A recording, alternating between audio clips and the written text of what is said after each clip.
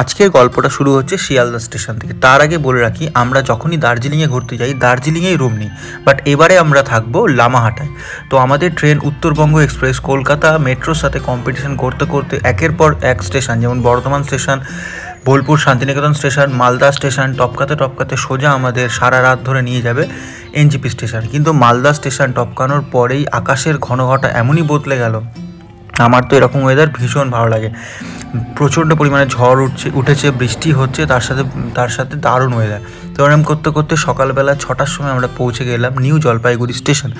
সেখান থেকে বাইরে বেরিয়ে একটি শেয়ার গাড়ি করে 500 টাকা ভাড়া দিয়ে আমরা চলে যাব জোড়বাংলো। সেখানে নেবে আমরা যাব লামাহাটা। তার আগে আমরা একটা জায়গায় মোমো ব্রেকফাস্ট করে নিলাম। আর ওয়েদার দেখুন আর রাস্তা দেখুন, পাহাড়ি রাস্তা দেখুন।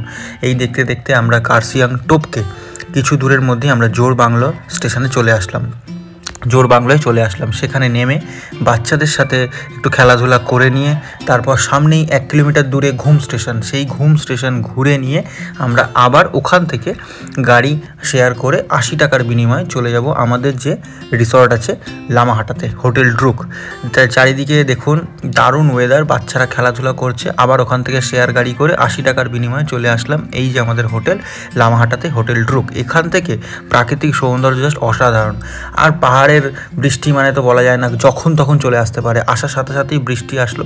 তো আমি স্নান টান করে নিয়ে বৃষ্টি অনুভব করতে করতে চলে গেলাম খাবার টেবিলে। সেখানে আমার জন্য বিভিন্ন রকম খাবার অপেক্ষা হচ্ছিল, ডিম কষা, ডাল, তরকারি, শাক। তারপরে চলে আসলাম এত সুন্দর রুমে। এখানকার প্রত্যেকটা রুমই কিন্তু ডবল বেডেড, অর্থাৎ 4 জন আপনারা আরামসে থাকতে পারবেন। আর প্রত্যেকটা রুম থেকে ভিউ অসাধারণ। আর বাথরুম দেখেছেন কত বড় বাথরুম। আর এই রুম থেকে বেরিয়ে একদিকে আপনারা দার্জিলিং দেখতে পাবেন, একদিকে আপনারা নামচি দেখতে পাবেন, নামচির বড় শিব ঠাকুর দেখতে পাবেন, সব থেকে সুন্দর কাঞ্চনজঙ্ঘার পুরো ভিউ আপনারা পাবেন। আর তার সাথে ছিল চিরঞ্জিত দার এত সুন্দর ড্রয়িং। সব মিলিয়ে এই ট্রিপটা কিন্তু জমে গেছে। ওপরে দেখছেন নাম্বার যাচ্ছে, আপনারা কল করে তাড়াতাড়ি বুক করতে পারেন। তারপর বিকালের দিকে মেঘলা ওয়েদারকে আমরা গায়ে মেখে সোজা চলে গেলাম লামাহাটা ইকো পার্কের সামনে। তারপর যখন রাতে আসলাম, রাতের সৌন্দর্য দেখতে দেখতে চিকেন পকোড়া খেতে লাগলাম, সে অসাধারণ ছিল। তারপর বনফায়ার হলো নিচে। তারপর রাত্রিবেলা ডিনারে ডাক পড়ে গেল। সেখানে ছিল রুটি, আলু ভাজা আর চিকেন কষা। সকাল হওয়ার সাথে সাথেই আমরা আবার চলে গেলাম লামাহাটা ইকো পার্কে, কারণ আগের দিন ঘোরা হয়নি। তো লামাহাটা ইকো পার্কে ভালো করে ঘুরে টুরে ওখানকার সুন্দর ফুল দেখে আমি প্রায় ক্লান্ত হয়ে গেলাম। গিয়ে একটা জায়গায় বসে আমি আবার ঘুরতে লাগলাম, কারণ লামাহাটা ইকো পার্ক এতটাই বড়, আপনারা 2-3 ঘন্টা লাগবে আপনাদের পুরো ঘুরতে এবং ওপরে উঠতে। তারপর রুমে এসে ওখানে ব্রেকফাস্ট করে নিলাম, লুচি, তরকারি আর লিকার চা। তারপর পাশেই টাকদা টি স্টেট আছে, ওটা দেখে নিলাম। তো আশা করি এই ভিডিওটি আপনাদের ভালো লেগেছে।